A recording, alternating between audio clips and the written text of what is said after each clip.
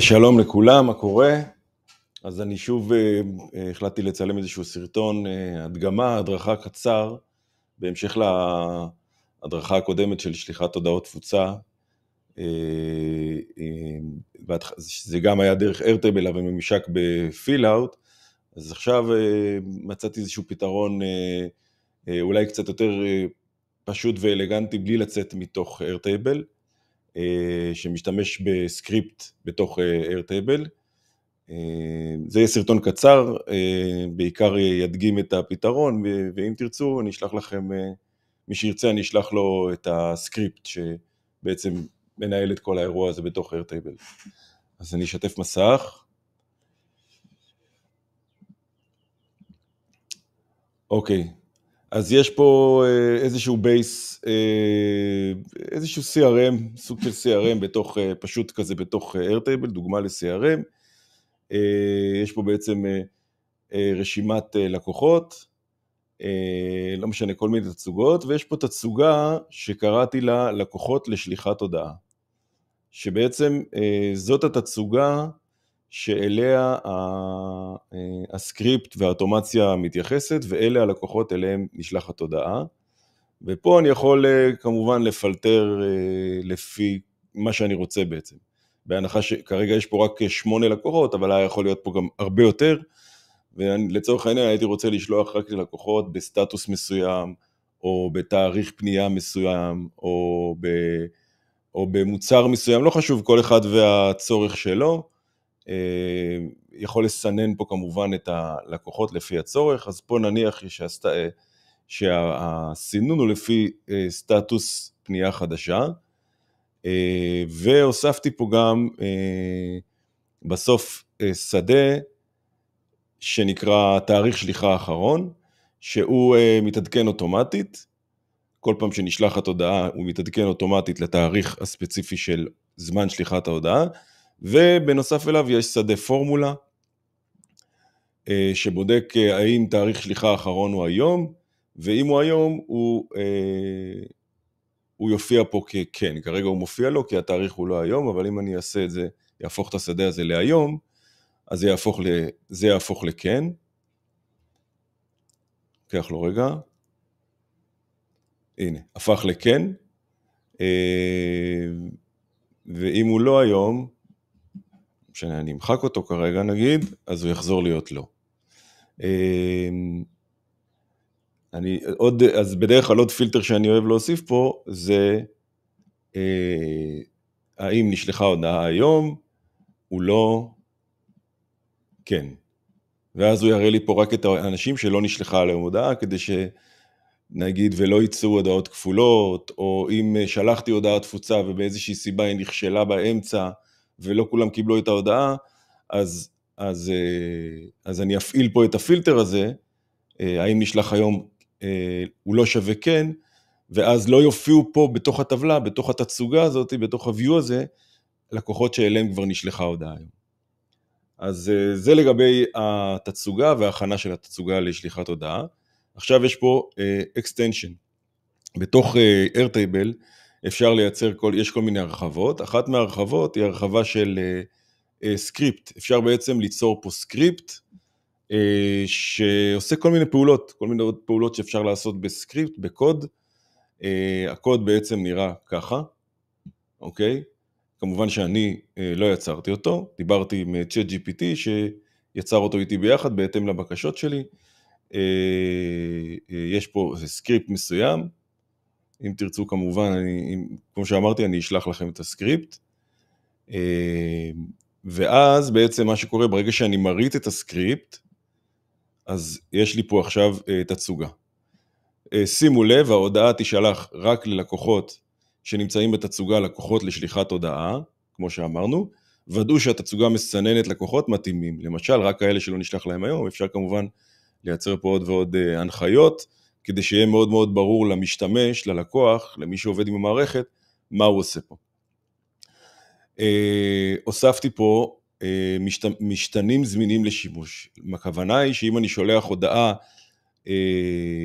ואני רוצה שההודעה תיקח משתנים מתוך הטבלה, מתוך הרשומה, אז היא יכולה, אז אפשר לכתוב נניח שם מלא עם סוגריים מסולסלים, דאבל סוגריים מסולסלים או שם פרטי, ואותם משתנים התחלפו למשתנים מתוך הטבלה.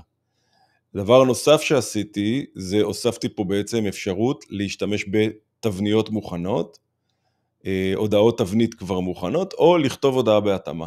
ההודעות תבנית המוכנות נמצאות פה, בטמפלטים, יש פה טבלת טמפלטים, כאן בעצם נמצאות ההודעות תבנית, יש פה את שם ההודעה ותוכן ההודעה, וההודעות יכולות להישלח מפה. אז אם נגיד אני אקח הודעה תבנית מוכנה, אז כבר יופיע לי פה התצוגה של אותה הודעה, כן, כמו שאמרנו, נגיד בחרנו את הודעת ברוכים הבאים, אז ההודעה נראית ככה, היי, שם פרטי, תודה שהצטרפתנו לתהליך, אנחנו כאן לכל שאלה בהצלחה, אז היי ליאור, תודה שהצטרפתנו, זה מראה לנו כבר תצוגה של איך ההודעה תיראה, איך ההודעה תישלח, אם אני אעשה סטאפ ורן עוד פעם, אז זה יתאפס ויאפשר לי כמובן לבחור כל אחת מהתבניות האחרות, ונגיד ואני רוצה לכתוב הודעה עכשיו בהתאמה ולא הודעה מוכנה ולא הודעה תבנית, אז הוא פותח לי פה שורה,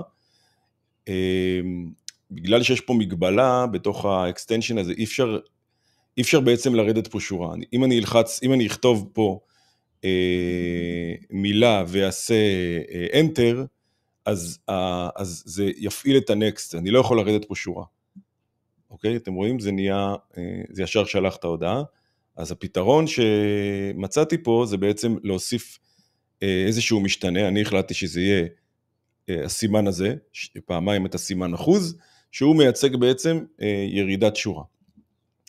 אז אני יכול לעשות דבר כזה, היי, שם פרטי, ואז ירידת שורה,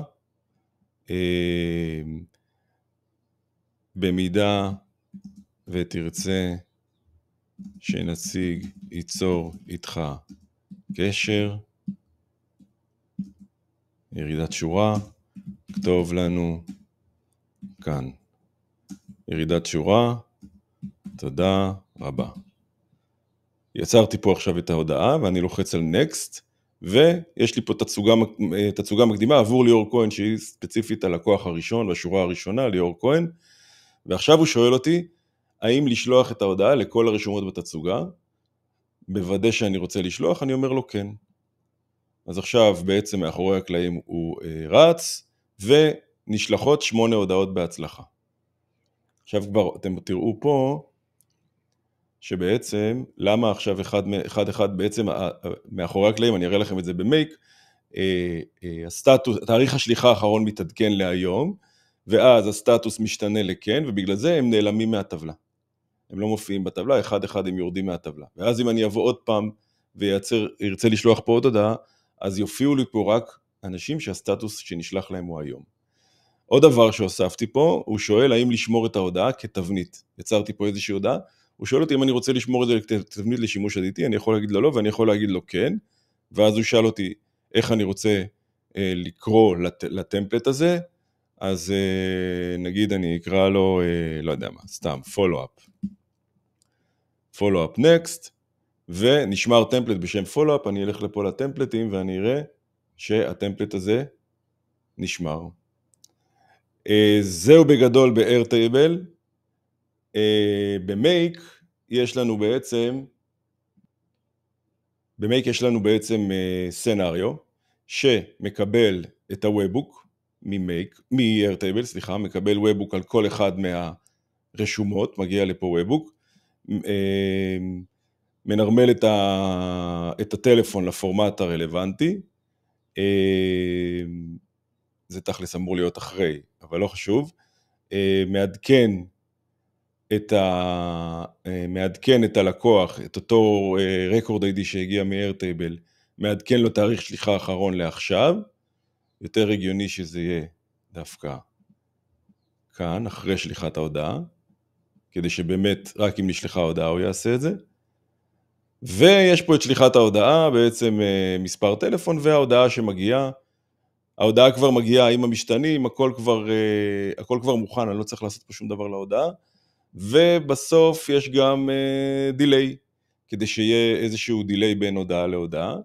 עכשיו, בגלל שכל הוובבוקים מגיעים לפה ביחד, ואני רוצה לאבד אותם אחד אחד, אז גם הגדרתי פה, בהגדרות סנריו, sequential processing, שיאבד את הוובבוקים שמגיעים אחד אחד, ולא את כולם ביחד, זאת אומרת שהם יחכו בתור, שלא ייכנסו עכשיו כל ה-10 או 20 או כמה שאני לא שולח בבת אחת, אלא שיכנסו אחד אחד, ישלחו הודעה, יעדכן בארטבל, יחכה כמה שניות, ואז יבוא ויריץ את הבא.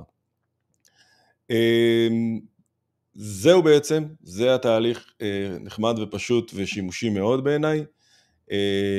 כאמור, יש פה עבודה עם Airtable, יש פה עבודה עם Make, ויש פה את הסקריפט של Airtable. אני אצרף פה למטה את הכישורים, כישורי אפילייט שלי גם ל-Make וגם ל-Airtable, מי שרוצה להיכנס ולהתנסות, יש לי בקישור של Make חודש חינם, של 10,000 אופרציות, חשבון פרו חינם, ומי שרוצה שאני אשלח לו את הסקריפט, אולי אני אעשה את זה גם באיזשהו קישור נראה, אבל אם אני לא אשים, תבקשו ואני אשלח לכם את הסקריפט. זהו, בהצלחה ותהנו.